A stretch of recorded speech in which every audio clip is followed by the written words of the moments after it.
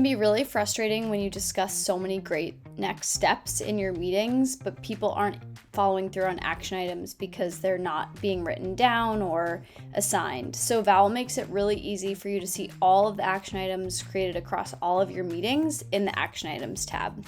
You can filter by who the action item was created by, whether it be you or others, assignee, you or others, and then the status of that action item. So any ones that you still have open, as well as any of the ones that you've completed, so you can be sure to follow up about those in your upcoming meetings. You'll be able to see who was tagged in which action item, again, which meetings they are from, because we synthesize all of the action items into one single place, which makes it really easy to keep track of. So to make sure that people are following through on action items and tasks assigned during your meetings, be sure to check out the Action Items tab in your Vowel workspace.